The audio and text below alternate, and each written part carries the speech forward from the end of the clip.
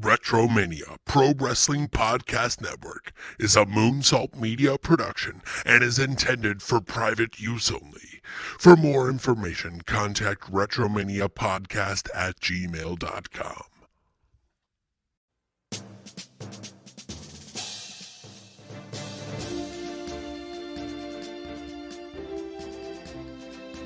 Hey everybody, and welcome to Catching Up with Coby and Dave, the real-time wrestling podcast presented to you by the Retromania Pro Wrestling Podcast Network, a retrospective pro wrestling podcast network where we romanticize, fantasize, watch, and review your favorite or not so favorite storylines, matches, events, and or feuds from your pro wrestling past.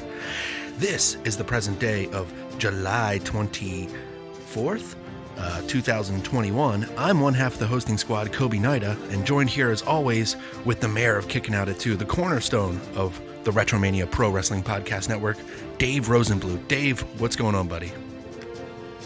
What's going on, man? How's things? Everything's good, man. Just kicking it with the baby, so you might hear Camila in the background. She's just, encouraging us and cheering us on the whole time. So think of it as that, because the audience is back, right? I'm all for it. Yeah, that's right. Yeah. That's right. WWE's got the audience back. AEW's got the audience back. We got our audience back. So it's all good. Yes, indeed. Yeah, exactly. We have a packed show for you. We're going to be talking about the audience returning to live wrestling. We're going to be talking a little bit about Impact Slammiversary. The Forbidden Door seems to be keeps rotating. It's almost like one of those New York hotel doors that just keep revolving and spitting people in and out, right? Yeah, something like that. And we'll be talking about WWE Money in the Bank, remembering a little bit of Mr. Wonderful Paul Orndorff, rest in peace. And then we'll be talking about the potentials of Daniel Bryan and CM Punk moving to AEW. A&W, man, if they went to A&W Root Beer, that'd be pretty sweet, huh? I mean, I don't know if Daniel Bryan or Bryan Danielson would go to A&W Root Beer. Isn't he a vegan? Oh, true. And I don't know if CM Punk could because he has the Pepsi tattoo. He's a Pepsi guy, yeah. So I mean, yeah, he might not. He might not be digging root beer floats, Damn. but fuck him anyways. So. Yeah. We'll be talking the news and updates about that all in this episode. But before we do all that, Dave, what is going on in your part of town last week, this week, and next week? Well, on the subject of CM Punk, Dennis and I recently conducted a watch-along of the 10-year anniversary of the CM Punk John Cena match from Money in the Bank 2011. It was the 10-year anniversary, and I thought it'd be kind of cool to go back and watch that match. And ironically enough, at the time we recorded it, we were unaware of the current circumstances surrounding CM Punk and his potential move to AEW. So it's kind of interesting, the timing of how that all played out. So you can check that out in the archives. The Punk versus Cena Money in the Bank 2011 watch-along. Also, we have another watch-along this week. Batten down the hatches. If you got 2.5, almost 3 hours of your life to spare, then join Dennis and myself as we watch the Great American Bash from 1991. It's probably the worst televised wrestling event in the history of all of wrestling. Hey, you get Dick Murdoch punching a fan, though. We do. We get Dick. That's hilarious that you remember that. I'm gonna. You know what? That's a hidden gem, though. Can I sidebar for a minute on Dick Murdoch now that you brought that up? We love Dick Murdoch on the show. We talk about him marking out the days before. That's right, baby. The dirty Dick and Murdoch. Anyways, I had heard a story recently. I heard a couple things. Number one, I heard a story that Dick Murdoch was a card-carrying member of the Ku Klux Klan, which I was like, whoa. Yikes. Not a good human being. And then another story I heard was on JR's podcast, Grill and JR. JR tells a story about when Dick Murdoch used to work for Bill Watts in the Mid-South territory. JR would go out to the bar with him, and one night they went out to the bar, and Murdoch was flirting with this woman, and they were having a good time, and JR figured, okay, well, Dick's night is over. He's gonna, go home with this lady or whatever. So JR's sitting at a table at the bar. He sees Murdoch walk into the bathroom, and all of a sudden he hears Murdoch yell, "Oh shit!" And then this big like this pop noise. And then Murdoch walks out of the bathroom. And Murdoch says to JR, we got to go. We got to get out of here right now. We got to leave now. Let's go. So they get up. They leave the bar. And JR was like, what the hell's going on in there? What happened? Apparently, the woman that Murdoch was flirting with cornered him in the bathroom and showed her true colors, so to speak, and wasn't really a woman. Yeah. And so Murdoch said to JR, if you ever tell anyone this, I will fucking kill you. And JR hadn't told a soul until not long after Murdoch passed away in '96. But yeah, I just thought it'd be funny to tell that quick little Dick Murdoch story. Now that you mentioned it from Great American Bash. But anyways, Great American Bash 1991 watch along. The show is infamous for a lot of really bad gimmick matches. There's a capture the flag scaffold match with Terry Taylor and Steve Austin against Bobby Eaton and Ratmaster PN News. There's a lumberjack match. There's a Russian chain match. This was Jim Herd's era, two steel right? cage match. Oh, this was, yeah. And this was the show that was infamous for the We Want Flair chants as Lex Luger and Barry Windham are wrestling for the World Heavyweight title in the main event. This was the show following Ric Flair walking out of WCW in 1991, where and he took the belt title with him. Yeah, the Florida Heavyweight title. Yes, they used Dusty had the Florida Heavyweight title, and they used it as part of the new WCW title, just to give Luger a belt. When he won. So you can watch along with Dennis and I. We shit all over this entire show. We had a lot of laughs. It's Jim Herd's version of the Works pizza. Yes, if there was such, yes. But yeah, the shittiest toppings. He said, I want peanuts, sardines, a little bit of wasabi. How about a little bit of peanut butter on that pizza? Yep. Maybe even some M&Ms. Put some M&Ms on that pizza. In the crust. In the crust, yeah, that's right. No cheese, because who wants pizza with cheese? And then we're gonna call it the M&M no cheese pizza crust pizza.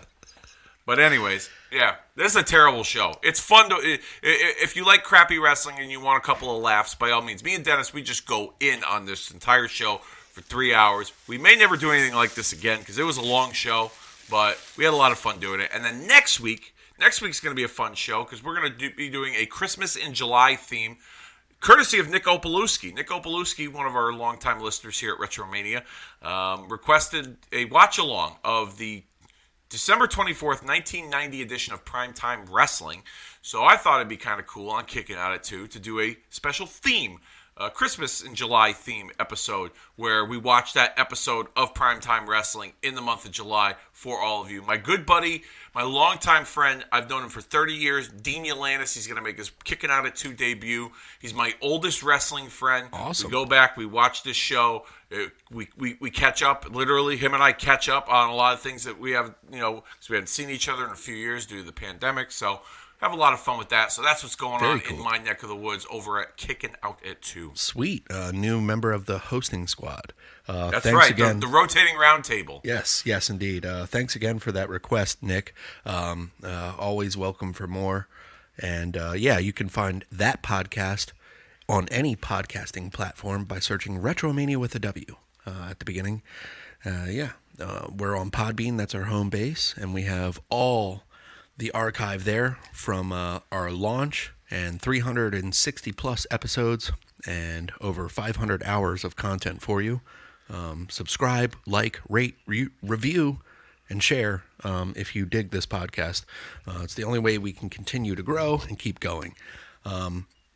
Let's get into it, man. The audience is building for us, and the audience is building for wrestling again. It's been crazy. What's your overall reaction and thoughts? Seeing this display on TV and the presentation. I haven't been able to watch a lot of this stuff live because of my work schedule, but which to me is like a feeling that I used to get when there was no social media and there was no spoilers, and an event would take place, like if it was a pay-per-view and I wasn't able to order it, I felt like I was missing out on something. Mm-hmm. And that's a feeling that a lot of wrestling fans haven't had in quite some time. And I think now with fans coming back, you can kind of, I'll just speak for myself. I had that FOMO, that fear of missing out, because of my work schedule, that I wasn't able to watch a lot of these events. I had my DVR loaded and I caught up on everything this week, and it was still a lot of fun to watch, even though I'd already known the results as to what happened with all these shows. But it's just been a lot of fun seeing the fan interactions and trying to gauge like who they've really been behind and who they've not been behind during the pandemic. The AEW crowds have been, on fire, and AEW's been putting out some pretty solid programming, dare I say, since Double or Nothing back in May, when they had a huge crowd at their show at Daly's Place in Jacksonville. So it's been a lot of fun overall. I mean, we'll get into it more as we talk about each subject this week. But it's been really cool to see fans come back and interact, and it feels like a restart and a new era in wrestling. And you could almost make an argument that like maybe the pandemic and maybe COVID was like a blessing in disguise for professional wrestling. I was almost just going to say that. Yep. In some sense, with and giving the industry a restart, if you will. And in some ways, it might have hindered some presentations of the product.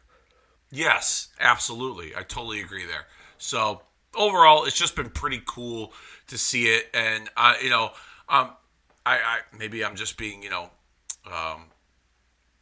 pessimistic here, but I'm waiting for the honeymoon period to end at some point where everyone just kind of goes back to normal. Yeah, you know what I mean? I think everybody right now is excited for everything. The overall reaction just to being there for live wrestling, the excitement. Like you said, we're getting to scratch that itch that's been there for so long. Yes. And I think, it's going to be covered on Gaijin Wrestling Radio. That'll be dropping today as well.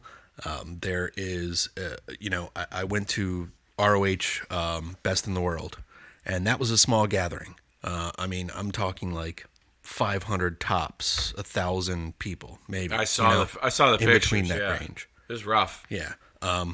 But that's due to the restraints in that UMBC Center, because I went to Best in the World 2 years ago, or 3 years before that, and it was packed. It was like 4,000, 5,000 people, which is fine for ROH in that little event center. But yeah, just the feeling of everybody being hyped in that line. The you wanted to get in there. You wanted to see live wrestling, and they were popping for a lot of stuff. And it was just you want to enjoy it with other people. I think that's the main thing that we've realized over this pandemic is we really are part of the entertainment overall.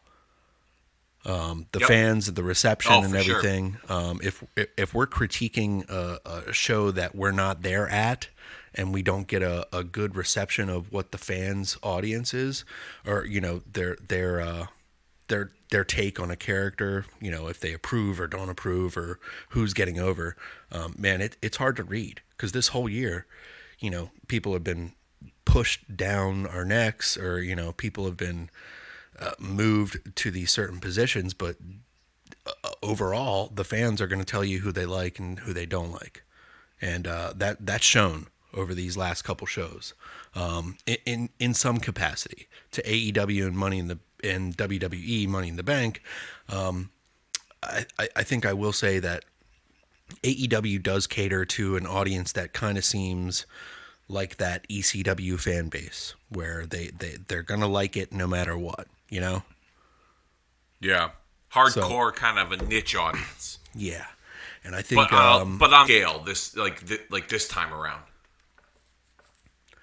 Yeah, absolutely, because you get the introduction of so many other how am I trying to say this? So many other well-traveled or unknown wrestlers that the casual fan typically doesn't know, but the smart fan watches AEW. Yep. So I don't know.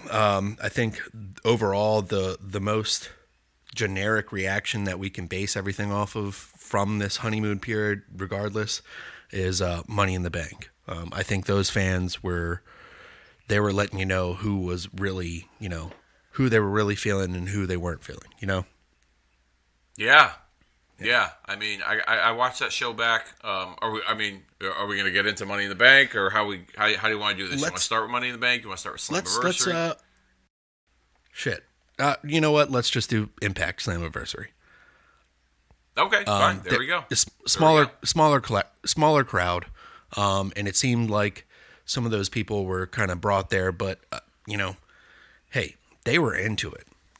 They kind of brought the intensity throughout the whole show, and they let you know, it's still a good time to be a wrestling fan. You want to run through some of the matches? I'll be honest with you, I didn't get a chance to see it, number one. Number two, I tried watching it because I have the Impact Plus app, and apparently it takes like a certain amount of days for the new show, for the most recent events to pop up on their app. So no way. I was only able to see clips. The one thing I took from it more than anything was probably the Switchblade Jay White appearance at the end, confronting Kenny Omega and the Elite after the match with Sami Callihan. So which my take on it was, yes, it was cool, and it was something that like brought some life into Impact, which Impact, with this association with AEW and even the working relationship with New Japan, they've been able to breathe some life into their programming with certain guys. However, I feel like this whole Bullet Club infighting thing is about 5 years too late when it comes to a lot of these guys coming in. That's just my take. I mean, you could probably give a better perspective of it because of the fact that you follow it more than I do, but I feel like it's just like Bullet Club is kind of like, to me, and I may be ruffling some feathers here, but I feel like it's a thing of the past in wrestling. Like, it's not as cool. I don't know. What's your take on it? Well, it is interesting. It's been a long time coming. Bullet Club started in 2013, and here we are, 2021, and they still exist. But they made it a point to let's fast forward to the.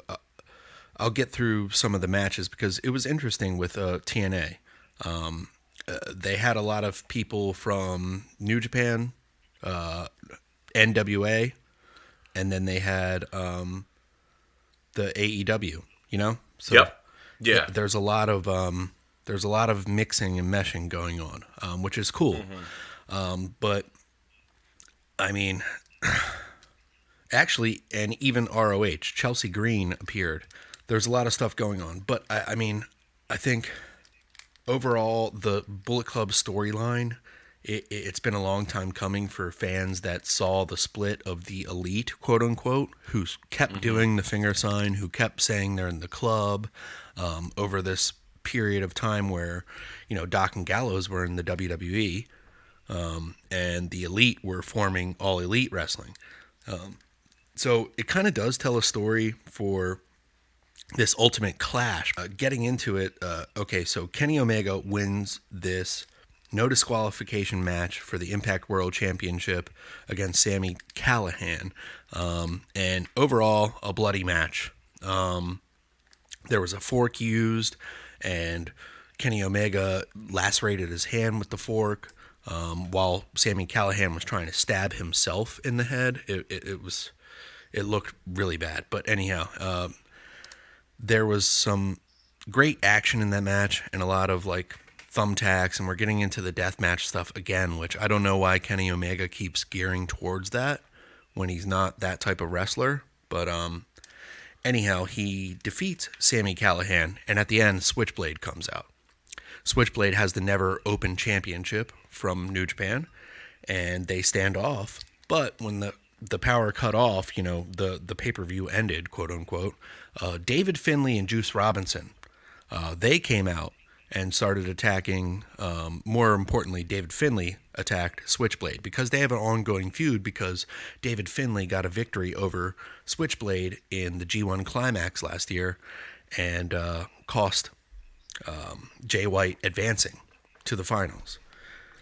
So Jay White and David Finlay go back to the Young Boy days. So they have an ongoing feud. So does Kenny Omega and Jay White, because Jay White is the last person to beat Kenny Omega in New Japan for the United States Heavyweight Championship in New Japan. Yes, okay. I'm vaguely remembering that. Yeah. Go ahead. So this week on Impact Wrestling, Jay White comes out again and he brings up the past. They kind of make sense of it all. And essentially, he says that David Finlay will never beat him for the Never Openweight Championship, and then he's eventually going to beat Kenny Omega again and prove that he is the true leader of the Bullet Club. But Kenny and Don Callis and Doc Gallows and all them, they kind of put what you said in better words. They said, the Bullet Club now has one good guy, and that's you. And everybody else is a mid-carder. Which is probably going to signal the debut of Tama Tonga and Tongaloa, Gorillas of Destiny, to kind of, because they're the originals, right. Or at least Tama Tonga exactly. is, right? Tama and Carl Anderson are the originals. Yeah, I was going to say Carl Anderson. Yeah, so it works. It works for storytelling. Long-winded, but it works overall. Well, I mean, yeah, you'd have to play a lot of. For the hardcore fans who follow it, like yourself, who follow that product, it's not hard to figure out. But for people who aren't as familiar with it, you got a lot of catching up to do. Yeah, absolutely. But that's what they ultimately might want. You know, if you have a library or a streaming service, why not advertise those? And New Japan does that really well. New Japan is always like, okay, what angle is going on right now? These guys faced each other 10 years ago. That's the free match of the month. And you get to watch that match. I've noticed some of that on social media. I'll see like an advertisement for like, New Japan World, and I think it was when it was the anniversary of the Hogan Muda match, the one that we watched a while back. Yep.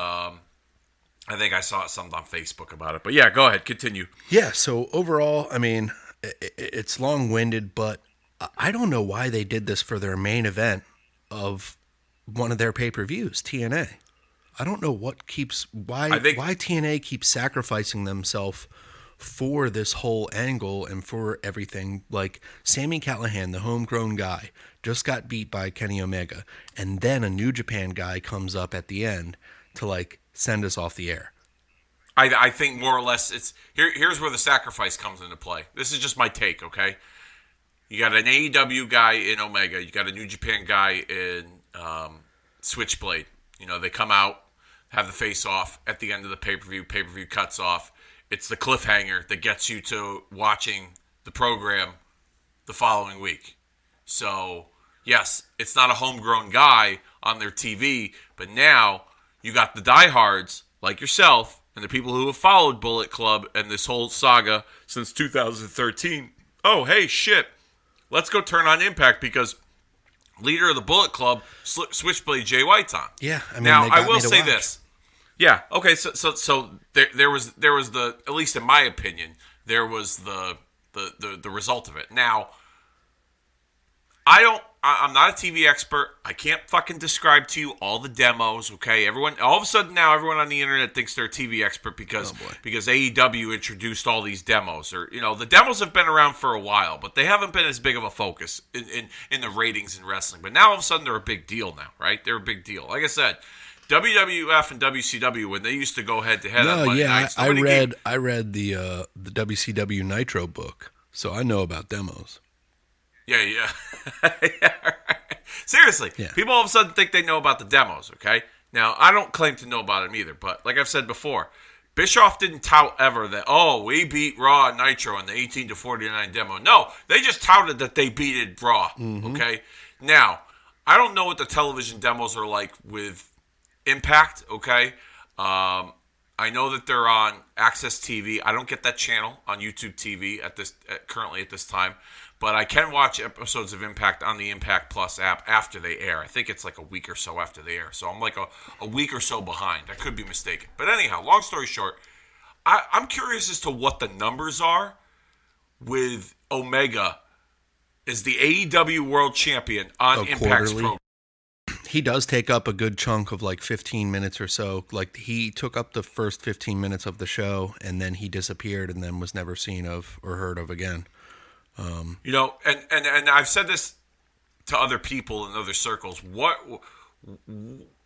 What's the benefit of Impact having? I mean, what's Impact getting out of this other than maybe some exposure? That's what I'm saying. Yeah, that's what I don't get. Or unless they're secretly a subsidiary of AEW now, which could be true. That's interesting. You know, that's it. That's an interesting point. I never even thought of that. I mean, let's play connect the dots for a minute here, okay? And we kind of talked about this a while back on a few episodes ago when we were talking about the working relationship between AEW and Impact. Yeah. You know, you have AEW, which is the larger brand domestically here in the United States. Let's just be honest, okay? They're more popular. They're growing. The last few weeks, they've consistently held 1 million and some change in viewers, all right, on Wednesdays by themselves, now that we have audiences returning. You have the NWA, which is a hardcore niche product for old school wrestling fans, but it's being broadcast on a smaller streaming platform like Fight TV, and only the hardcores really know about that. You have Impact on a smaller channel, only the hardcores really know about that. But they still have a channel. They still have a channel, correct? They do. They still have a channel. And then you have New Japan, which is, you know, on their own streaming service, and I'm not really sure where they are domestically here in the United States. I don't think they're. Honestly, they get replayed on Access. I don't know if that deal still exists because I don't have Access, but they used to get replayed on Access, like it would have compilations. I think with Impact, when started on Access, I think that's New Japan kind of got kicked off of that. Okay. But anyhow, I heard something about them possibly getting the spot back on Access TV. Anyhow, long story short, you have all these different organizations and all these different groups that are mingling talent with each other, and it's been somewhat exciting. I'll say that. You know, I don't watch all of it, but it's been pretty exciting to see certain guys appear on shows and things like that. But at the end of the day, the only person I think that is really benefiting from this all is Tony Khan and AEW. Absolutely. I mean, they're the larger brand. They're the one with the most reach. Okay? Yes, they're getting an influx of new, fresh talent from other organizations, but I don't know exactly how all these other organizations are benefiting, other than the fact that the talent are getting more paydays. Yeah, well, let's look at, that's good for business then. Good for business, but all right, for the talent, but what about for the growth of the individual companies itself? Yeah, or the growth of evolution of wrestling, like where do we go from here? Yeah, I mean, you at the end of the day, you could send this guy to AEW, you could send this talent to New Japan, you could send this person to NWA, and you know, yes, it's at the end of the day, the benefit is really for the fans and this and for the talent per se, but it all feels like you're just trading baseball cards. Yeah, and then I guess, okay, if you're looking at it from a sports aspect, I mean, people loved Michael Jordan, but then there was people that were Scottie Pippen fans, or, you know, there was people that were Karl Malone fans, or, you know, there's people that were Shaq fans. You know, I'm relating it to the 90s. They're kind of giving you that sports-centric feel that we did ask for, but in a different way. The presentation, it kind of reminds me of when WWE was working with ECW secretly. AEW working with Impact. Specifically is what I'm talking about, that relationship. Because it looks like New Japan has a hand with Ring of Honor talent, as well as their New Japan Strong talent, as well as some Impact characters, but it doesn't look like they have like too much knowledge of, you know, why these guys are being utilized rather than just to expose the New Japan American division, you know? Yeah.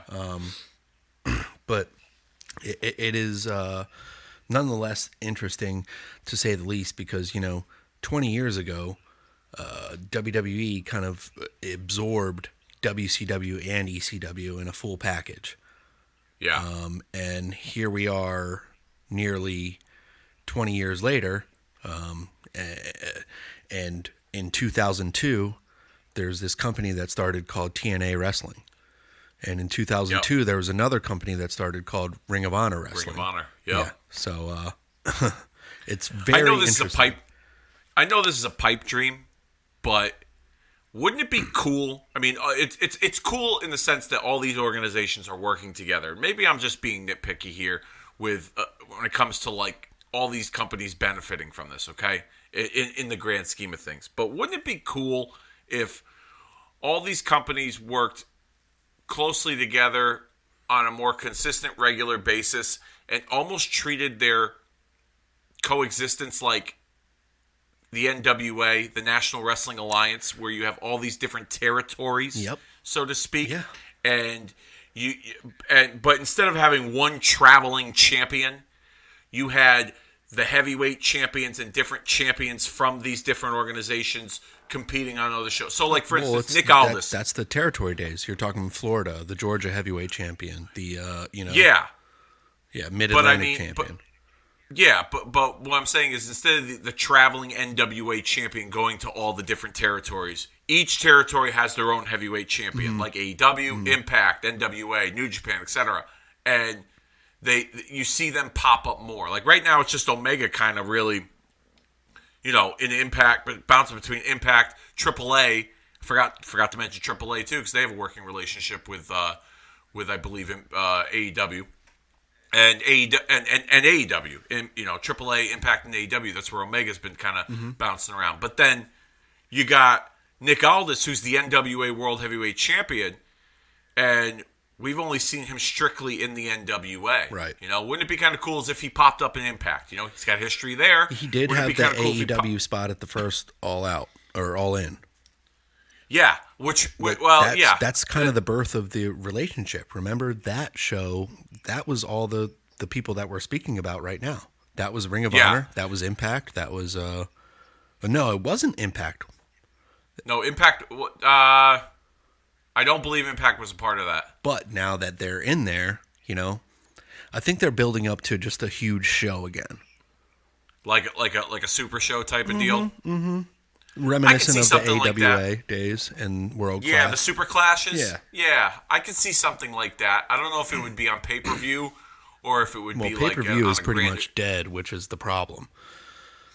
Well, I mean, yeah, it's more streaming now, but think about it for a minute here. Like you have, all right, so let's say, I think it would be beneficial for television purposes. For streaming purposes, yes, you could make more money, but I don't think all the cooks in the kitchen could agree to all the rights, you know what I mean? Right. Like you have AEW, which would put it on pay-per-view, NWA, which would put it on Fight, Impact, which would put it on their Impact Plus app, New Japan, etc., right. Ring of Honor, etc. So you mean to tell me that you're going to have all these different groups producing a super show, and then they're going to just each be available on all the respective streaming platforms? Yeah, no. You're going to totally like spread out the revenue. Well, then there you go. That could be the big pay-per-view buyout, It could, but at the same time, you would have to think that everyone's going to want more a piece of the pie than the other. Mm-hmm. So, you'd have to think too. Like, all right, so Impact and AEW, their shows are also available on Fight as well. Okay, Ring of Honor's got their own streaming service, which I don't even know if it still exists or not. Honor Club. Same thing with same thing with New Japan as well. So you would have to think that either you do it on a large pay-per-view format, okay, traditional pay-per-view, which AEW still offers their shows on traditional pay-per-view, so that everyone gets a piece of the pie, or, like I said, you really think that they're gonna produce something together and then have it available on everyone's respective streaming formats, and you know what I mean? Like, I just feel like someone would. I don't know. It's either an equal split or someone would want more of a piece of the pie than the other. I don't know. Maybe I'm overthinking it here, but yeah, I could be agree. mistaken. No, I agree. Once you start talking turkey, some people want a little bit more of the tryptophan than the other ones. There you go. Tryptophan. I like it. Trip the wrestling fan. Exactly. We'll talk about Money in the Bank before we do. Two matches that kind of stood out to me otherwise on the Impact Slammiversary show from 2021. W. Morrissey defeating Eddie Edwards. W. Morrissey is the former Kaz, or Cass, Big Kaz. Yep. And Eddie Edwards. That match just kind of stood out to me. I was kind of down on this new W. Morrissey character, but he's pretty intense, man. He worked well with Rich Swann at their last pay-per-view, and he impressed me again with Eddie Edwards. And I'm sure Eddie, is helping him along, but he's a little bit smoother than he was in WWE, and he doesn't take a bump all the time like he did in WWE. He's really this dominating, Big man. Yeah, big man. It really stood out to me. And then the next match, Chris Sabin defeating Moose. Chris Sabin is an old homegrown talent from TNA. So they're bringing him back into the fold because he was a former TNA champion. So I think they're trying to tell a story with him. And he and Moose put on a hell of a match. I love Moose as wrestling, but his promos are terrible. That guy cannot talk for shit. Before the match, he said, "Chris Sabin, I'm gonna hurt you worse than a car accident. I'm gonna make it worse than losing your mortgage. You don't lose your mortgage; you fall behind on payments of your mortgage." And come on, the guy, he's the modern day. He is the modern day Virgil. Rumbles in the jungles. Moose, everybody. Chris That Meathoff, baby. Yeah, Chris Sabin though picked up a surprise victory, but he's getting a push, and he's a little more. He's got a little more fire under him after he's mid to late 30s. So yeah. I'm a big Sabin fan when it comes to Motor City Machine Guns. His team with Alex Shelley, I love them. I think they're a great team, and it's that's a team I'd love to see reunite and then take on guys in the AEW like Young Bucks or even FTR, Santana and Ortiz, et cetera. Teams like that. I'd love to see them bounce around a little bit. Like this is where like the fan in me wants to see how this working relationship really blossoms and flowers. Yeah. I'm interested to see how it all goes too. There was some words said from Jay White to Doc Gallows and Carl Anderson on the follow-up episode of Impact Wrestling, and he was kind of like, Carl Anderson, you peaked in 2012 when you were in the G1 finals, and then the good brother Doc Gallows, he was like, just stick to tattoos, just stick to tattooing. Like, why you're here for a paycheck? And it kind of got real. They're blurring the lines, which is cool. It reminds me of the NWO days. They're doing the Wolfpack and the Black and White feud without telling us that, I think that's Bullet Club and Elite. Yeah, so, actually, now they spoiled it. They're going to be called Super Elite. Because Carl Anderson came out with a baseball jersey and it's called Super Elite, and Don Callis said it like twice on the mic. He said, "This is the Super Elite." So, interesting. Yeah. Okay, all right. Yeah. So that's all that AEW Good shit, and pal. TNA. Good shit, pal. Let's talk about some other good shit, decent shit, maybe.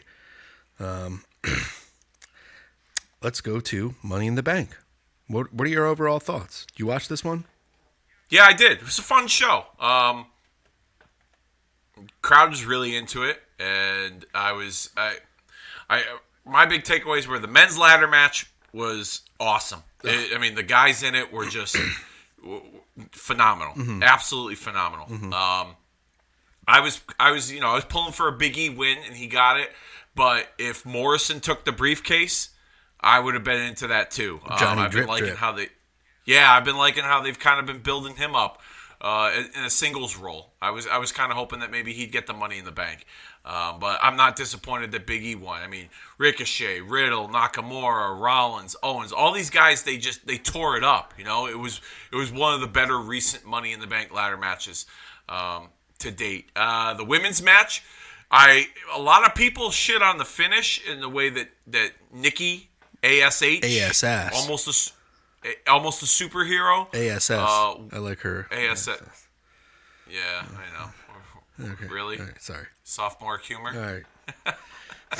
Don't you have a baby in the room? Yeah, hey. She's gone now. Oh, okay.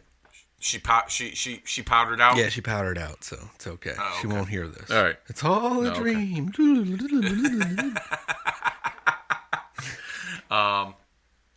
The way she just kind of snuck in there and grabbed the briefcase while everyone was up top of the ladder, I thought that was kind of neat because normally you get the big dramatic finishes where like someone gets pushed off the ladder and then the person climbs up to the top, etc. But it was kind of cool how she just kind of like snuck up there and grabbed it in a very like anticlimactic, like that was where like an anticlimactic finish worked, you know, in that sense. Charlotte Rhea didn't really have any issues with that match, good or bad. Bobby Lashley kind of like owning Kofi Kingston. I thought that was a good way to build up Bobby. Yes, especially under 8 minutes. That was 7 minutes and 35 seconds. Kofi keeps getting beat down by the likes of Brock and Bobby, which I think is the direction that they're going, correct? Yeah, it sounds like, well, with Brock and Bobby? Yes. Well, if you caught Raw, they're not really going in the direction of Brock. More or less, they're going in the direction of Goldberg. Right. Another guy that Brock ultimately defeated. So it's to get momentum for Bobby and Brock, correct? Oh, I'm sure at some point, they want to get to, they want to build Bobby up. They're trying to tell some long story booking here. Yeah, I think so too. I mean, they've name dropped Brock in promos and things like that. So I think at some point Brock will be, him and Lashley will have a big showdown. It wouldn't surprise me if WrestleMania was that place, whether it's for the title or not. Probably more than likely it will be for the title. But so that match, I thought it was. I thought the beatdown was well done. Then of course the main event, Edge and Roman, they had a really great match. 33 minutes. Yeah, but I mean, they tore it up. It wasn't, it was great. Start to finish, and then at the end, Roman cut the promo, or Rollins got involved. We had some shenanigans with Rollins, and then the Usos. Yes. Yeah. Which there was nothing wrong with that. Because I mean, it plays into the story, with Rollins and his quest to try and get to the title. He had an agreement with Roman. Edge kind of cut the line. Now he's mad at Edge. So then it's still in the back of your mind that he wants the Universal title, but now he's got to deal with Edge. Well, Edge and Rollins would be a hell of a match. Yeah, and it looks like that's the direction they're headed for SummerSlam, which is going to be pretty cool. Seeing those two go at it. But then at the end, big surprise, crowd went bullshit crazy for John Cena. It's been a couple of years since he had been, actually say about a year and some change since he'd been on WWE programming. So it was kind of cool to see him set up with Roman. That crowd was electric. Yeah, they went nuts. That was the biggest pop that I've heard all in the last 2 years. Yeah, in recent memory, oh yeah, for sure.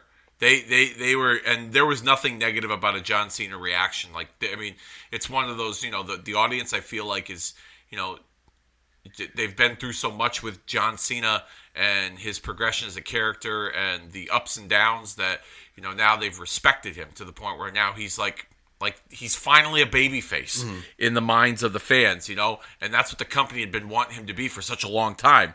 That he only catered to a small audience, being a younger children's audience, and not the 18 to 49 male demographic that everyone goes crazy over. But overall, I thought it was a great way to end the pay-per-view.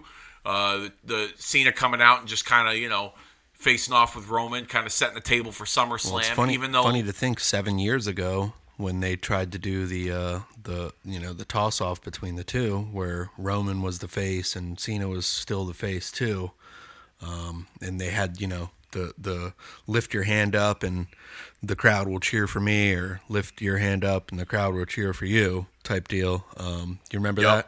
Yeah. We asked for that 7 years ago, and they finally gave it to us. I think that worked perfectly. I'm not complaining because it tells a story. It really does. No matter how much you want to say, hey, they tried to push Roman down our throats. Well, that's part of the story. He's the head of the table. He is the guy. That's the guy that they wanted to make. So they were like, fuck it. Let's make it part of the story. And I feel like that it's flowed so naturally. I want this match. Oh, same. I think it's going to be an excellent match. To me, essentially, it's a notch to put on Roman's belt to get him to The Rock for WrestleMania. Because the big rumor is that it's going to be him and Rock at WrestleMania next year in Dallas instead of waiting 2 years to go to LA. Okay. And so the other rumor that just came out, just a few days ago, Rock is expected to take part in Survivor Series this year. It'd be the 25th anniversary of his debut in WWE. Oh, wow. So where is Survivor Series this year? It's rumored to be in Brooklyn, which will be another, New York City, Brooklyn. Rock made his debut in Madison Square Garden in New York City. So the rumor is he'll get on the mic and be like, "I made my debut right down here, right here." Everybody in New York is like, "No."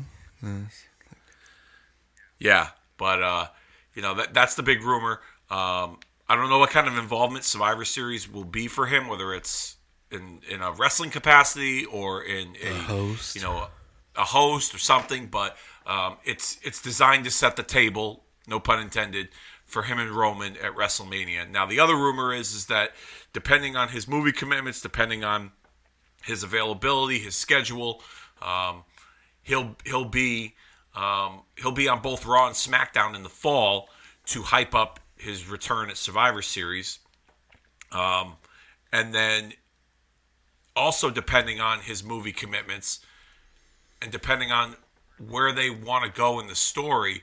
The rumor is if they don't do a one-on-one with him and Roman at WrestleMania, it's going to be a tag match involving both the Usos. One Uso on one side, one Uso on the other. If one can stay sober, right? Well, that's also another reason why the other one didn't get suspended either, or wasn't taken off of television, because they want to keep this thing going. And I think it's somewhat of a favor to The Rock to kind of if he's going to be involved in this, and they need some sort of backup or contingency plan. Let's keep this kid on TV. Right. So give him a championship belt, reward him for his bad behavior, so that we can get to Rock and Roman in some form or fashion at WrestleMania. Yeah. But those are just the rumors. For those of you that watched SmackDown last night, they tried to continue these Cena. It looks like they're not just automatically going to give us Cena and Roman. No, he's going to have a road bump. Yeah, because Cena asked for the match, Roman declined, but then Finn Balor came out and said, "Well, do you accept my challenge?" And Roman said, "Challenge accepted." So I don't know if it's going to turn into a triple threat. I don't know if it's going to be Cena versus Balor. The winner faces Roman. Well, yeah, I don't know how Balor has some rights to that because he never lost the Universal title. He was stripped of it. It was a SummerSlam event too. Yes. So there's some long-term storytelling there as well that you can kind of tie into the situation here. But overall, it's been very exciting, even with some of the stuff on WWE programming with the women. Who else? Matt Riddle. Yeah, he's kind of grown on me. I knew it. I told you those promos kind of get me. Sometimes they're really stupid, but sometimes I'm just like, man, that is funny as shit. Yeah, like same with me, and it's kind of grown on me. I didn't really think that this whole thing with him and Randy Orton was going to be anything. What's going on special. with Randy Orton? Do you know why wasn't he on the show at all? Is he hurt? Or? I heard it might be some sort of like injury he's dealing with. Okay, but so they have Riddle hitting the RKO. They have him calling to him. They're eventually going to have to feud. I don't know if they'll be pushing that for SummerSlam. I think they want to. From what I gather. It was, from what I've heard, originally it was supposed to be Orton and Riddle against Styles and Omos for the Raw Tag Team titles. And you were going to kind of keep Orton and Riddle as a team, and then they were going to slow burn that turn, whoever was going to make the turn. And it was going to be very similar to it was going to be a mix of like a modern-day version of the Rock and Sock Connection, but tie that in with the Kevin Owens, Chris Jericho best friend storyline from 2016, 2017. Sounds good. I like that. So... yeah, so that's the kind of vibe I've kind of gotten from it. But I think some plans might have changed with Orton's injury. I don't know if he's going to be back for SummerSlam at all. But it looks like they're keeping Orton on television through Riddle with the promos and Riddle using the signature moves and things like that. So it's either going to be they're going to come back together and be a team, or it's going to be Orton's going to make his return and he's going to turn on him, and it's going to set up the two of them. But actually, I was talking with someone the other day, and it'd be more interesting if Riddle turned on Orton and we saw a little bit more of a vicious side to Riddle. That's what I was just thinking. He's got this demeanor of the stoner, but just change him up to be like the silent killer. Yeah, and maybe even kind of give him like a group like that. There was that catch point group he had in Evolve with like Gulak, and maybe like give him like a MMA type of gimmick where he's got like sparring partners and a trainer, similar to what they're doing in NXT with Roderick Strong, like the Diamond Mine. Yeah, but that's also a ripoff of Team Filthy from MLW. Tom Lawler has a group that's been there for like 2 years, and it's his MMA group. And it's just guys. One guy's in a gi, David Guarini, and then the other guy, Kevin Koo. He's a mixed martial artist, they used to have some other guys, but they feud with King Mo in MLW. So it's kind of like a knockoff of that, but it's more wrestling centric. The Diamond Mine. But I could definitely see it working for Riddle, who is a guy who has legit UFC credentials, Yeah. And, you throw in guys like Drew Gulak, maybe even Timothy Thatcher, even some maybe even some, performance center standouts that they haven't really done anything with, and use those guys as like fodder for Orton to go through to eventually get to Riddle. True. You know what I mean? That ultimately can go to what Riddle has wanted. A match with him and Brock. Yes, and eventually at some point, maybe a match with him and Brock. But I think overall, in the grand scheme of things, when it comes to what we're just seeing right now, there's a lot of really good stuff on the table creatively from both companies. AEW and WWE, especially now that the audience is back, and I think with the audience demand for better wrestling in the last couple of years from overall in general, WWE, but even to some degree AEW, I think they're really putting their best foot forward creatively, both companies, to give the fans some really good stuff. Yeah. Okay, so I have a couple questions to ask you for direction. Okay. All right. First one, what are your thoughts on this guy that's with King Nakamura? Rick Boogs? Yeah. Okay, so I wasn't really the biggest fan of it in the beginning. To be honest with you, I thought it was kind of silly. It's so fucking dumb. It is the worst. He's so annoying. He's shredding, quote unquote, but it's not even like I can hardly. I like the fact that they used him with the guitar as the way to reintroduce Nakamura back to his old music. Yeah, like that was kind of cool. Mm-hmm. But I don't know. Like I'm not like I don't like. So for instance, I just don't get it. Like what's the interaction with Riddle the other night at Money in the Bank, like the backstage thing with him and Nakamura started out okay, and Riddle, and they were ended up like shit. Then they did Randy Orton's theme, and then Nakamura did the pose. Like I thought that was kind of funny. But how long is that going to go for? You know what I mean? Like how long is that going to last with him and Nakamura? With Vince, it'll go forever. Well, it's good shit, pal.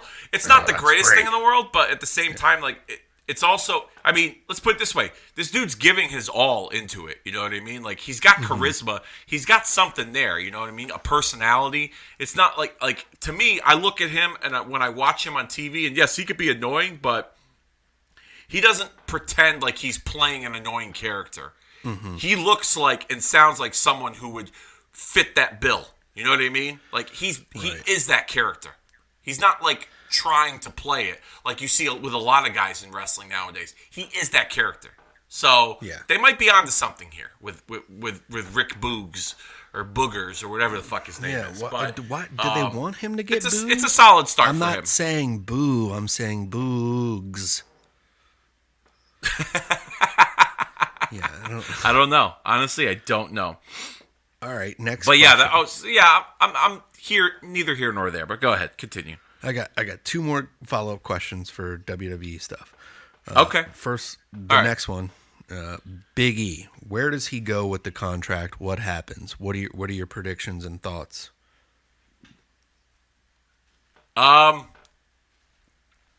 There's 2 different avenues you could go. Number 1,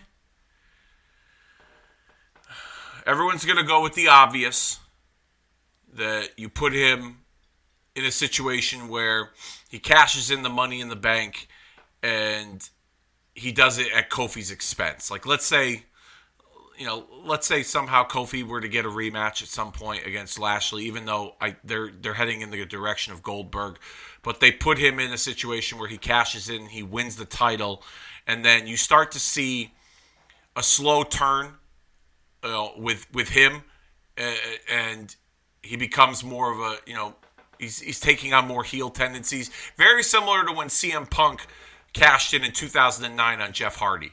He cashed in, and he did it in a way where he was like quasi-heel, quasi-babyface, and then over time, he eventually became a heel. I could see them doing something where, like, he cashes in and wins Money in the Bank, or he cashes in and wins the WWE title on, like, Lashley, but it starts a heel turn for him. You know what I mean? Like, he's letting the success get to his head. So you're saying on Lashley. So where does Brock Lesnar come in?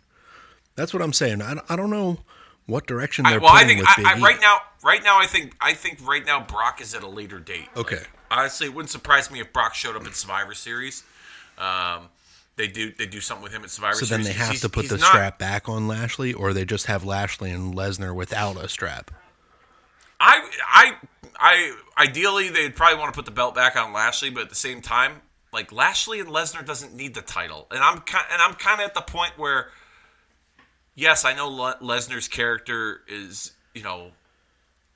always, in the big time title matches, and that's pretty much where he stands. But I wouldn't mind seeing Lesnar in a more personal rivalry that doesn't involve a championship. Like, it doesn't have to be in the title. Like, he's in a situation where he could just, it would be an attraction match, with him and someone else, as opposed to him in the title picture all the time. I'm not saying that I'm sick of him being in the title picture, but it would be a nice change of pace if and when he does return, that he's not immediately involved in a title match. It's interesting to see where they're going to go with this, because now the other option for Big E is to have him be the one to cash in on Roman and wait, but that would be something that they would wait on. Like, I think that would be something where it would be right around WrestleMania season. Yeah. Because I don't think they would want... And then have Big E in the title spot where it's the middle of the card. That'll eventually happen. and Roman and Rock is a special attraction and it's match. like Cena not for and the Big championship.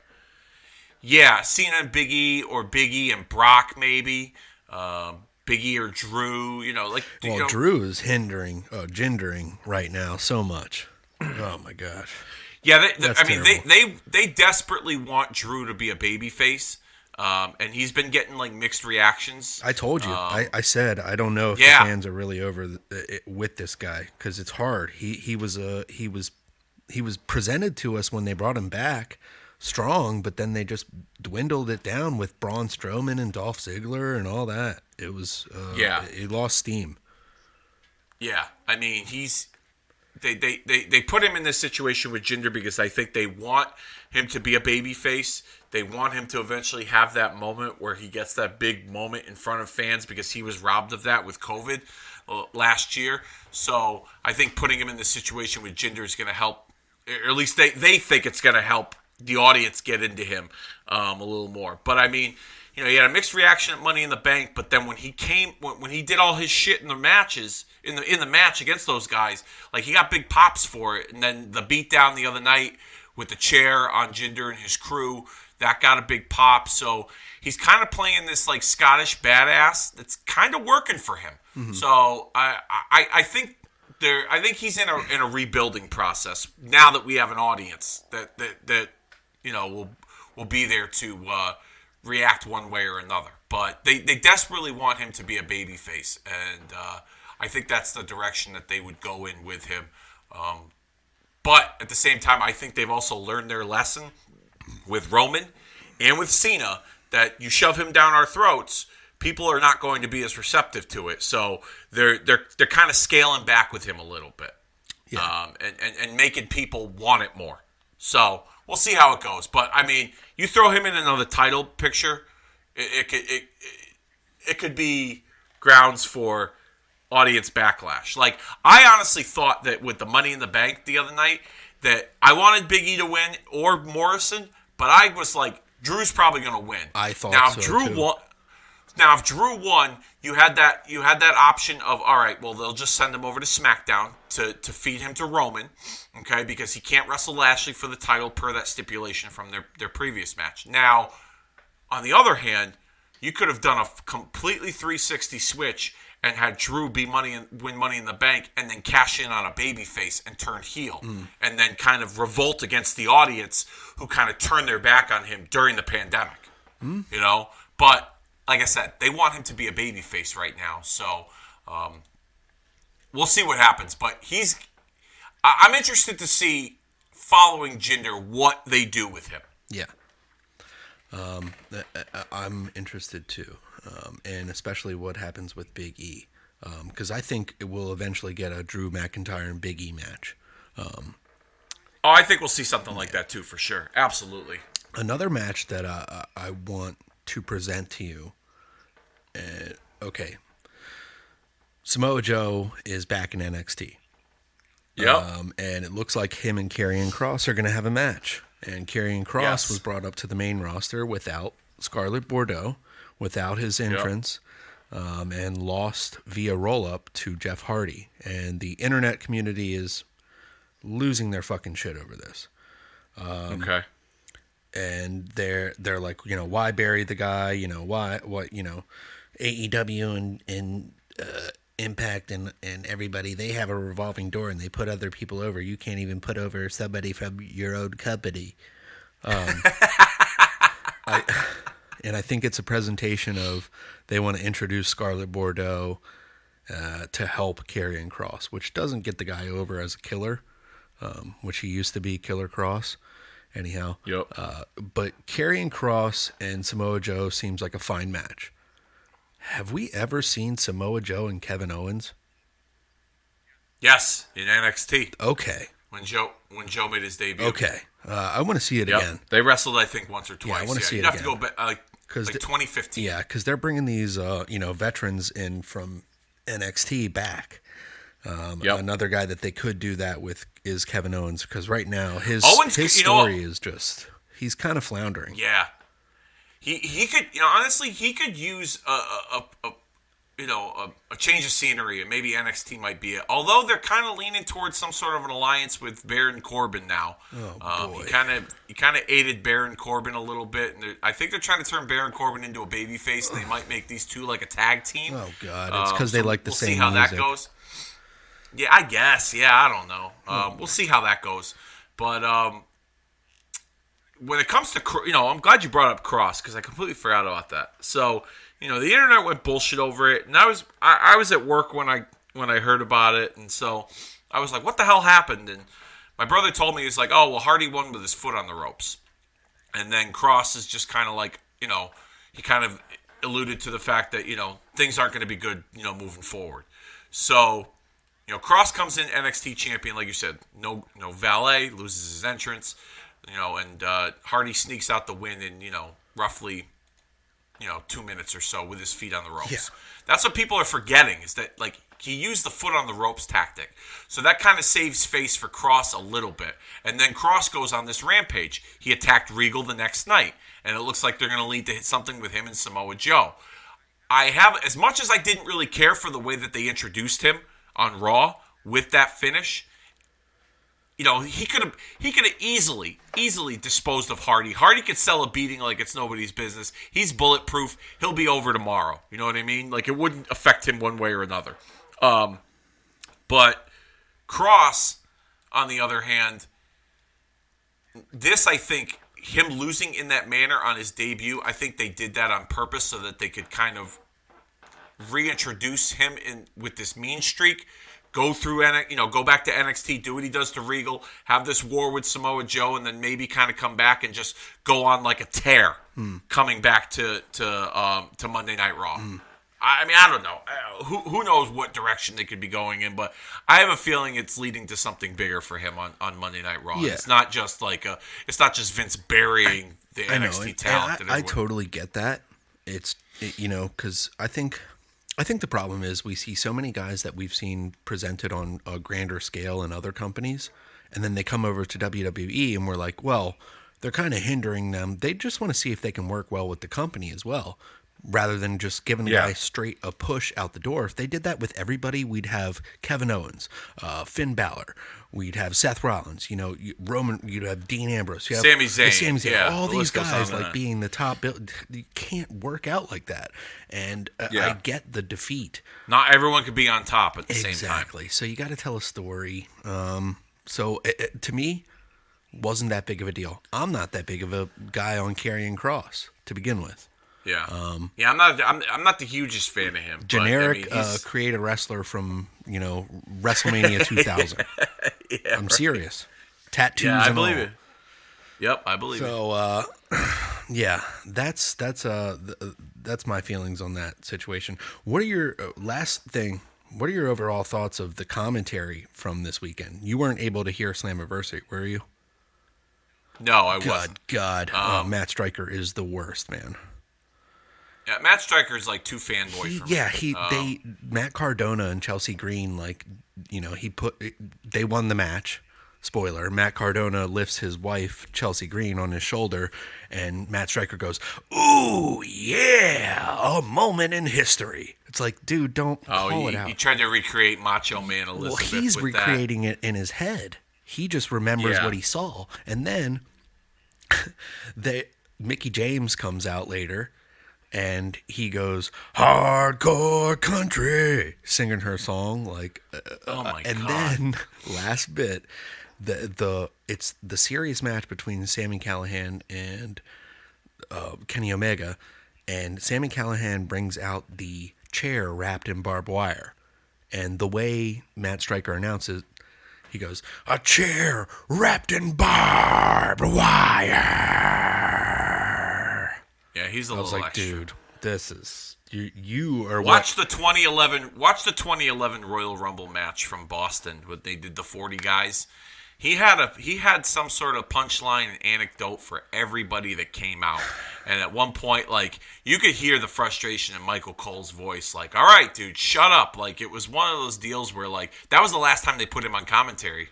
Honestly. Oh, yeah. I think they relegated him to, main event or superstars or one of those, secondary shows. But, yeah, it's awful. Yeah. I'm not the biggest fan of him on commentary. It was cool at first when he would, make little internet references and kind of talk about guys' histories that WWE commentary wouldn't normally discuss. I'm trying to do my best Bobby the Brain Heenan and Jerry Lawler, but it sounds like I'm just giving brain to the king. Roll credits. We're done. Yeah, I just hated it. And what do you keep going? Sorry. I will say, you mentioned commentary. Pat McAfee. Well, yeah, I'll get to him in a minute. AEW's commentary, it can be hit or miss at times.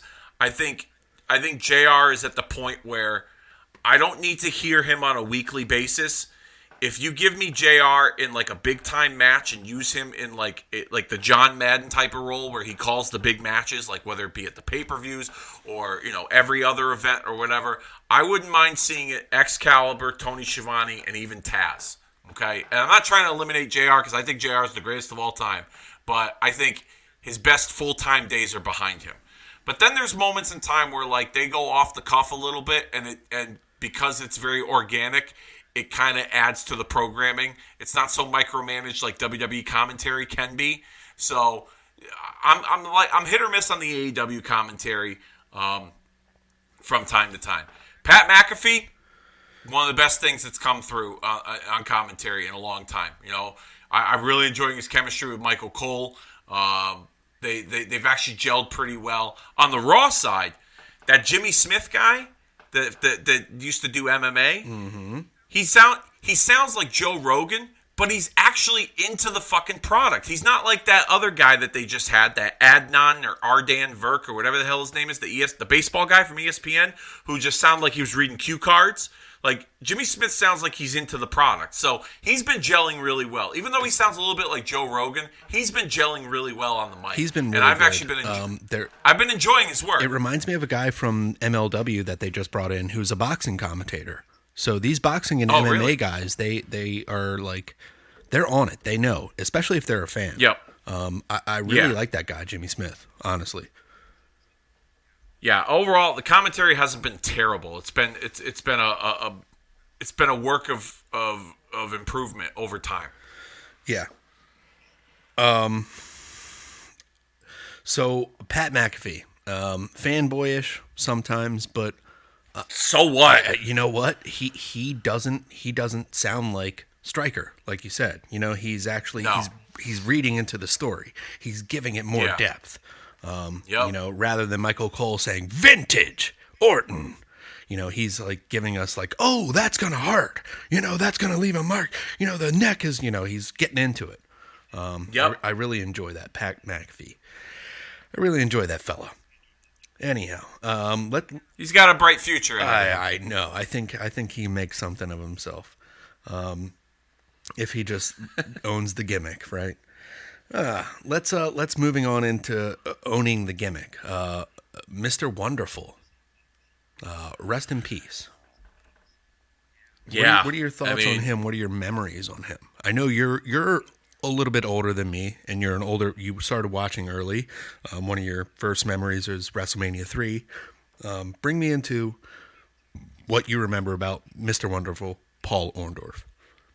Well, I mean, the main event with WrestleMania 1, he was, tagging with Roddy Piper, but more importantly, his stuff he did with Hogan. Like, the most vivid memory I have of Orndorff is the cage match with Hogan, with the simultaneous finish on Saturday night's main event, which, was a finish that was ahead of its time. Mm-hmm. I mean, with the instant replay and the back and forth, like, it was just, and most people will say who were there. Actually, I dated a girl. Listen to this story. I dated a girl years and years ago whose father was a big wrestling fan years before that. And so he knew I was a wrestling fan, and he told me, he goes, I went to that show with Orndorff and Hogan in the cage match. I said, oh, yeah. I go, that's one of my favorites. And he said, Orndorff's feet hit first. Everyone that talks about that match and says Orndorff's feet hit first. And just the way that That's like the Rock and Big Show from over the Royal Rumble. Yeah. Rock, Yeah. the Rock hit way after Big Show. Yes, he did. Or way before Big Show. No. His feet. Oh, yeah, you're right. I'm sorry. Yeah, you're right. Yeah, His yeah, feet yeah, hit yeah, before. Yeah. He was eliminated. The way way he was different. positioned. Yeah. But he held onto the rope. Yeah. And the referee just saw that because he was holding onto the rope, he didn't think his feet hit. But anyhow, the Orndorff memory, that cage match, man, it's just it's a part of my childhood. It was like, I was like, oh my God, like they touched at the same time. Like I remember watching it as a kid, and I was just like amazed that like they both touched at the same time, and then they had the rematch. They finished the match. I was listening to 83 Weeks just yesterday, as a matter of fact, where they covered, Paul Orndorff, and they talked about that match. And, a big part of why they did Hogan and Andre at WrestleMania 3 was because Andre's health was beginning to fail him. And they knew that they didn't have much time left with Andre in the ring. And I think that's a big part of why they went with that match. But you have to think, if Andre's health wasn't in dire straits, WrestleMania 3 could have been Hogan Orndorff as like the big blow off, because you had, in late 86, Orndorff turning on Hogan.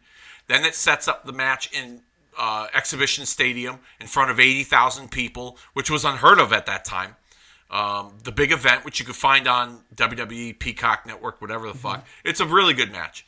Then you have the cage match from Saturday night's main event. So you have to think that at some point, they could have gone. What would wrestling have been like if they did Hogan Orndorff in Pontiac, Michigan, in the Silver It would have Dome? made Orndorff. Orndorff is a guy that was like built like a Greek god, a legit fighter. That's what he started out doing, was background, like, back lot brawls and like fighting underground, and then brought into the Carolina system and was taught, wrestling the hard way. A legit fucking badass, man. I think he would have been made that night. But what do you think about wrestling as a whole? Because everyone marks WrestleMania 3 with the record attendance and Hogan and Andre being the match that sells it, that really catapults the wrestling industry into the mainstream. I mean, Dusty Rhodes has said before in previous interviews that, he was traveling through the airport when he saw on the news, they showed highlights of WrestleMania 3 on the local news in the airport, and then across like the ticker on CNN. Yeah, it's hard to compete with Andre the Giant at the time. But, we know now, and some smart fans at the time or some of the people in the industry know that Andre didn't have a lot of time, didn't have a lot of movement left either in his ring. But what would wrestling have been like had it just been Hogan and Orndorff? Would they have sold out Pontiac, number one? No, because you couldn't do the cage. You couldn't do the cage again. They already did the steel cage. And then so they've had to have done something bigger. Yeah, what do you do? What's bigger than Andre and Hogan? Yeah. Some of those, like even with Hulkamania's Dead, nothing would be the same without Hogan and or Andre in that matter for hand in hand. I don't know. Mr. Orndorff he's still, he got that main event spot for the first ever WrestleMania because of how over he was. And you a lot of conversations that happen among wrestling fans. One of the big ones is, the greatest to never win the world title. And you got names like, Mr. Perfect, Ted DiBiase, Razor Ramon, Owen Hart, British Bulldog, et cetera, et cetera. Orndorff kind of gets left out a lot out of that conversation. Yeah. And he's one guy that I know the formula was different back then. Hogan was the champion. He topples everybody, okay? And it worked. I mean, they printed money off that formula for a long time. Other wrestling companies used that formula for a long time, okay? What if Orndorff was the guy that was in place of Ronnie Garvin, during that feud with Ric Flair after his departure, the Starrcade, like, I guess 88, 89?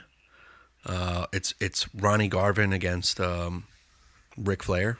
Oh, that was 87, I think. Okay, so this is around the same time. Shit. The cage match when Flair won the title. Yeah. And Garvin had the belt for like a short period of time. I thought that was 88, but I might be wrong. No, it was 87. Okay. It was 87. All right, so this is Flair headlined Starrcade 88 with Luger. But go ahead. I mean, okay. Nonetheless, two guys that are over that, Orndorff could have been that guy that could have held the NWA championship as well, or, the WCW title. I think Orndorff would have been it's a good point you make. I think Orndorff would have been a very credible NWA WCW champion because in that realm of wrestling, under that spectrum, he was credible to that audience and in that wrestling bubble, if you will, with the NWA. In WWF, I think he could have had a transitional run with the title, but it wouldn't have lasted very long. It would have been one of those like quick, like he beat Hulk, screw job type deals, and then they would set up the rematch and Hogan would get the belt back. Yeah. But in NWA, WCW, I think he would have been a very credible opponent for a Ric Flair, or even for like a Sting, or even a Dusty Rhodes. In that heavyweight title picture. That's a good point. I never even thought of that. And he also did some great promo pieces that have been mimicked a lot. Going to the gym, looking wonderful, coiffing his hair, showing us how strong he is, and then coming out to the ring and being a badass. I mean, that's something that's been copied and pasted over and over again in the wrestling business, but Mr. Wonderful definitely did it great. And, having that sequence robe, just an overall, like, he's got to be up there in like the top 50 of all time, Oh, for sure. Absolutely. I mean, his contributions to what he brought to wrestling, I mean, even though it was in a short period of time between, WWF and to some degree WCW, NWA, I mean, they definitely don't go unnoticed. Main event of WrestleMania 1, the headlining matches with Hogan in 86 and part of 87. And then even in his time in WCW, especially behind the scenes, he's working in the power plant, training guys as an agent. Yep. I mean, he helped develop a lot of talent, and I mean, he doesn't get talked about enough in regards to his contributions to the wrestling industry. I think because of the short amount of time that he was on television. You look, people will say like, oh, well, he had that great run in WWF from 85 to 88, and then, he went to WCW in like 89, 90, and then was on, on-screen television, in-ring performer for about 5 years after that. But he was like a mid-card and a tag team, but he still put out some really good quality stuff. I mean, his tag team with Paul Roma wasn't terrible. Pretty Wonderful wasn't a bad team. No, it wasn't.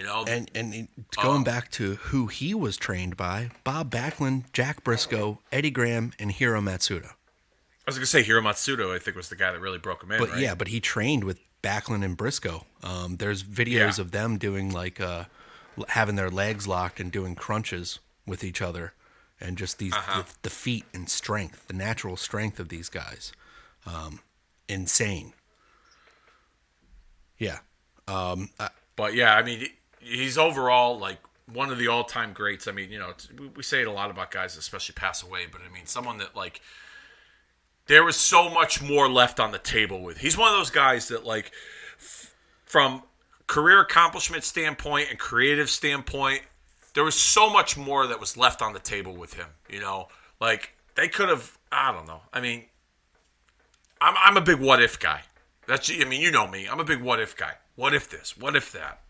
And it's always fun to play what if with certain guys. And Orndorff's one of them. What if it was Orndorff that headlined WrestleMania with Hogan? What if Orndorff had a run with the title? Yeah. What if Orndorff went to the NWA and he opposed Ric Flair? Like, I mean, there was so much left on the table with Mr. Wonderful. So talented. Anything he would have done and anything he did do was very believable. So, unfortunately, the last few years of his life, with the cancer, and then eventually, and then he tried to, file an action lawsuit against the WWE for neurological injuries, because he had that atrophy. Him and everybody else. Yeah, well, the statute of limitations had expired, so and he looked pretty bad off at the end, which I would not recommend anybody to see those pictures that were posted or anything like that. But, I saw. There was that one picture on 4th of July where he's sitting in his house. So the most recent video that came out of him, I think the one you're referring to, was him in the nursing home with like the long hair, and he looked in really rough shape. And I don't know the circumstances behind that, but I understand that like his son posted that video, but then like his son got him out of the nursing home and basically like sent him. He had him move in with him, and. There was a picture I posted on social media of Orndorff drinking a beer on 4th of July. Yeah. And it was, he looked like he was in good spirits, living with his son in a good place. And then a week later he dies. Like I didn't think that. Now that you look back in hindsight, you put two and two together. All right, his health wasn't the greatest. His son takes him out of the nursing home, moves him in with him. Maybe, his son moved him in with him because he knew his time was up. And he wanted him to die in his own home instead of in a nursing home facility. So, but yeah, Mr. Wonderful, man, one of the all-time greats. Definitely go out of your way to watch some of his older stuff. The stuff he did with Hogan at the big event in '86, the Saturday Night's Main Event in '87. Even some of his WCW stuff was some pretty good stuff. Yeah, you're talking about Pretty Wonderful. One of their matches, the only matches where he ever had with Hulk Hogan in WCW was like 1995. It's Hulk Hogan and Randy Savage beating Pretty Wonderful on an episode of WCW Worldwide. I just saw a clip of that recently. I never knew that even existed. Same here. That was pretty cool. February 5th, 1995. Yeah. Okay, that's pretty cool. I like that. I might have to go check that out. It's probably on like YouTube or something, right? Or, Worldwide is not on the network yet, or Peacock. But, yeah. Man, some cool stuff. Yeah, Mr. Wonderful, man. Go check him out. One of the all-time greats. Gone way too soon, unfortunately. As we always say, when it comes to these guys that are passing away, it's just a very unfortunate set of circumstances. But, yeah, rest in peace, Mr. Wonderful. Actually, I got a couple of. Well, while I'm on the subject here, I'll take a picture of it later at some point. But I have a couple of Mr. Wonderful action figures. So I have the original one, the LJN, the rubber doll. I have it in my studio. I saw it recently at a toy store, a vintage toy store in Connecticut, and I saw it and I was like, I gotta get that. And it was clean. It looks in great condition. I got it next to my Hogan, and then. I saw the most recent one that came out from Mattel with the red robe and the red tights, and I mean, he just looks like $1 million, like all around. And he looks wonderful. Yeah, he does look wonderful. And I'll be honest with you, as a kid, I didn't appreciate Mr. Wonderful till I got older. My old co-host partner on the Ken Reedy show, Ken Reedy, he used to talk about Mr. Wonderful a lot in a very positive light, and how like he's very underrated and doesn't get enough credit for what he does. And I learned to, and because of that, I started watching some of Mr. Wonderful's stuff, and I learned to appreciate Mr. Wonderful Paul Orndorff more as I'd gotten older. Oh yeah. In the last few years, watching some of his older stuff than I did when I was younger and didn't really care for him one way or another. I didn't think he was terrible, but I just didn't really have any kind of attachment to him. But now I've been able to appreciate his work a little more. Stuff with Gary Spivey, that was pretty good too. Yes, I mean, that was some fun stuff. He even challenged for the IWGP Heavyweight Championship, facing off against the Great Muta at Slamboree. I mean, yes. Another match that goes on. He was a great guy that was a TV champion. This is stuff that goes under the radar sometimes. Definitely check out Paul Orndorff if you haven't. Yeah, Google him, YouTube, watch stuff. I'm sure there's watch some stuff on the network. I'm sure there's some stuff on the network of him. It's one of the all-time greats. Absolutely. All right, now moving on to two of the all-time greats of our era. I assume, depending on who you are, if you're Dave Rosenbluth, you're not going to like one of the guys. Daniel Bryan and CM Punk. What's going on?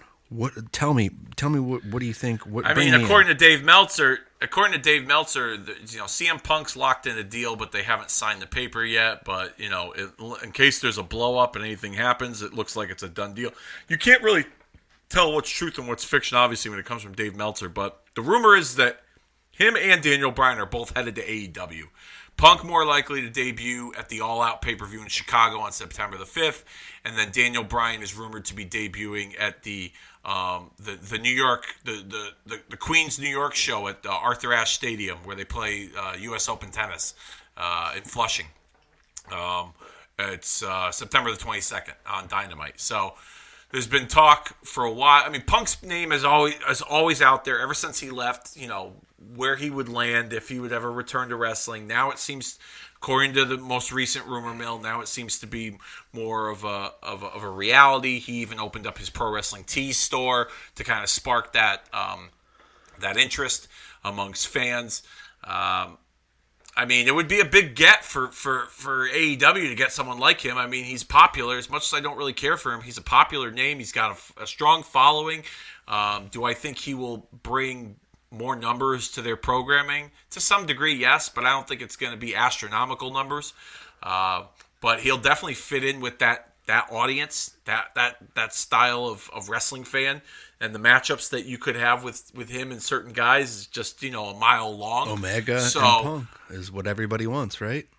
Yeah. That's and I'm sure that if Punk's going to go to AEW, that's something that's being talked about and discussed. But I mean, like I said, if you read, the Observer and you listen to Meltzer and that toilet drinker Brian Alvarez, they'll tell you that it's a lock. It's a. What are you talking about? I never drank out of a toilet with Brian Sempervive. Sorry. No, it's okay. I appreciate the sidebar. Where was I go? Oh, they'll tell you it's a done deal, but the ink's not on the paper yet, unless there's some sort of blow up. They're talking about certain dates, so if that means they're talking about certain dates, then they've agreed to something, but nothing's been official yet. They have to meet in person to sign the contract, but it's a done deal. Yeah. Then on the other hand, they talk about Daniel Bryan, who apparently they've been talking to him since springtime, and they. Part of his deal, if he does, he's signed, but it's not official, but he's definitely signed.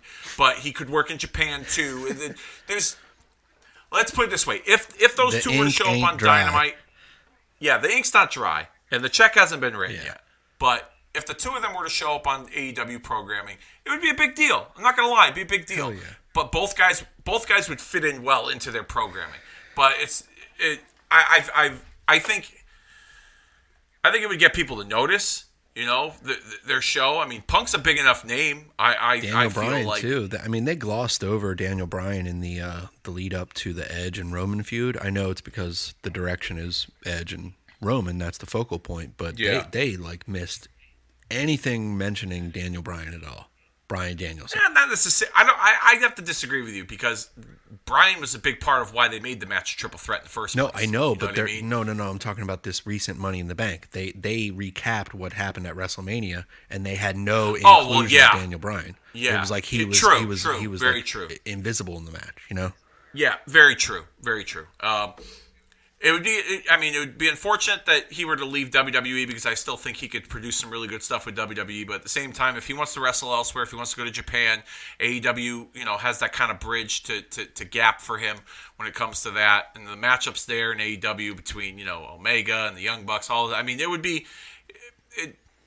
would produce some really good stuff. So here's how I see it happening. It's CM Punk coming out to do his promo, and then Cody Rhodes interrupts him. And then it's Cody Rhodes and CM Punk for no reason. We know it would be kind of interesting. Everyone expects Punk to show up at All Out in Chicago and expect him to do something, whether he cuts a promo or he does a run-in or he, has a stare-off with, face-off with someone. What would be kind of cool is if they don't announce Punk signed with AEW. They don't make any kind of big noise about it. You just show Punk. Punk just shows up, like similar to the way Scott Hall showed up on Nitro, and just sits with his ticket, just sits in the front row. And then, so maybe he'll be a distraction during one of the matches, okay? And the people will start chanting CM Punk, they'll go crazy, okay? Then he sits down, okay? And he does nothing for the rest of the night. The camera could cut to him, they could show a graphic, here in attendance as a guest of AEW, CM Punk. He waves at the camera and done. Leave it at that. Or he stands up during it, like to kind of bring attention, and Daniel Bryan later comes out. Like almost like your NWO type feel. In the same night? Or later, later. You're talking about, I'm saying, CM Punk shows up, then later in that month is when Daniel Bryan signed. He's in the crowd for like 2 weeks, and then 1 week he stands up and he's like, I got another guy, and it's Daniel Bryan. It's almost like the NWO, right? Yeah, okay. Okay, I can get behind that a little bit. Yeah, I can get behind that. I don't know, because everything is factions with AEW. I don't know what they're going to do with CM Punk by himself. He's going to be one of the most over guys there, so he's got to be pushed hard. Yeah, you can't just have him in that role with Cody or. But how many dates is he going to work? And same thing with Bryan. How many dates is Bryan going to work? The you ink have to look isn't at even what dry. their availability We're just speculating. Will it be cool? Will there be some really cool matchups we could see? Absolutely. But when it comes to Punk, I'm not believing it till I see it. That's just me. I am not believing it till I see it. Until I see him come out on their TV and do something significant, I'm not believing it till I see it. Bryan, I could see that being an option because Bryan wants to work in Japan. Bryan would like to work in Mexico. WWE likes to keep their talent exclusive. Although Bryan wanting to work in Japan was a big part of the rumor behind New Japan having a working relationship with WWE earlier this year. Now that's kind of fizzled out, as you can tell with a lot of the New Japan guys showing up in AEW and Impact and even, ROH, etc. So Bryan's more of a likely chance. What would be kind of funny is if Bryan were to debut at All Out and you don't see any mention of CM Punk. And that would really piss off the fans because everyone expects Punk to. And it's Daniel Bryan. Secondary it's a masked guy, and he reveals himself. It's Daniel Bryan, not CM Punk. Yeah, that would be more interesting. Go off the air with everybody chanting yes or no. Yeah. You know what I mean? That could be very. And then maybe that's how you signal CM Punk's debut into AEW. Absolutely. Maybe Bryan was the one to prevent Punk from debuting at All Out in front of his hometown in Chicago, and you have a ready-made rivalry with the two of them on AEW programming. I don't know. That's just a little. Yeah, because they didn't really do it right on WWE. They brought AJ Lee into the picture and kind of. Yeah, I mean they had some good matches. They had some good matches, but I thought they were going to build up again for WrestleMania 30 or 31, but same. Okay, last little bit, and then we'll get off of here. I just thought about it. We were talking about companies working together, and WWE working with New Japan didn't pan out. WWE is working with MLW, like we talked about. They had a little relationship, and it's already spawned the rehiring of Davey Boy Smith Jr. Yeah, that's pretty cool. I don't know where he'd fit in. I mean, you could throw him on the main roster, but you could also throw him in NXT or even NXT UK. Looks like he had a dark match on SmackDown. Yes, he did. I saw that. Honestly, he's improved so much from what you've seen in 2008 or 9 in WWE. If you haven't caught up, New Japan, he was pretty predominant there. All Japan was pretty predominant there. Noah was pretty predominant there. He's gotten around. MLW, he made a really good mark there and worked with Brian Pillman Jr. and Teddy Hart as the new Hart Foundation. They were given the blessing by Bret Hart. And his last match with MLW was part of the Opera Cup, and he was the Opera Cup winner from last year. So a lot of big things were moving for this guy, and I definitely see why WWE snatched him up again, because he's matured, he's really solid in the ring, and it prevents AEW from grabbing him. Yeah. I mean, who knows where he ends up on WWE programming. I have a feeling I'm leaning towards UK and NXT for the time being. Maybe he bounces back and forth in between them. I wouldn't mind seeing something with him and Walter on NXT UK. Holy shit! I know they booked Walter and Dragunov for the takeover in August on SummerSlam weekend, which is going to be a fucking phenomenal match. If you haven't seen their original match, their first match, go see the first one. That's one of my favorite matches of all time. That's the best wrestling match in the pandemic era of pro wrestling. So this year, I mean, with no crowd, those two guys beat the crap out of each other. You forgot there was an audience there. That's how great that match was. Go out of your way to watch it on NXT UK, Dragunov and Walter. But they're going to have a second one in August, and a lot of people feel like this might be the match where they dethrone Walter. Honestly, I wouldn't mind seeing Davey Boy Jr. be the one to dethrone Walter and kind of go back. He has to another his, barn burner on with a live audience with Dragunov, and then at the end, Davey Boy Smith shows up. Yeah, that'd be kind of cool. Standoff between the two. You set something up for UK. Maybe when things get back to normal over there, they do a takeover. Walter headlines against Davey Boy Jr. Very similar to SummerSlam '92. I'm not saying they'd be in a stadium, but I won't be smoking crack.